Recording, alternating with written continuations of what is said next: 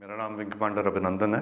मैं भारतीय वायुसेना में एक लड़ाकू विमान चालक हूँ। मैं टारगेट ढूंढने की कोशिश कर रहा था। आपके एयरफोर्स ने मुझे गिराया। उसके बाद मुझे अपना जहाज छोड़ना पड़ा था जो टूट गया था, और मैंने इजेक्ट किया।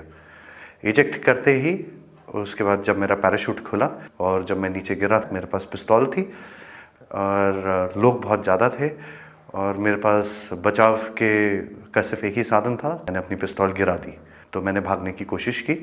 मेरे पीछे लोग आए थे, उनका जोश काफ़ी ऊंचा था।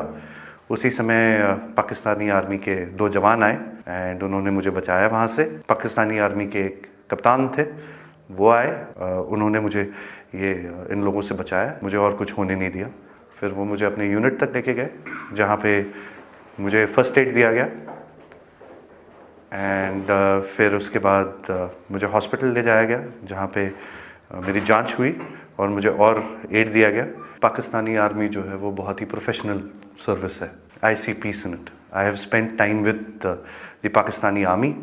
आई am very impressed. Indian media बात हमेशा बढ़ा चढ़ा के कहती है, जो छोटी सी चीज़ होती है उसका बहुत ही उसको इतना आग लगा के, इतनी मिर्च लगा के बोलते हैं वो, उसमें लोग बहकावे में आ जाते हैं।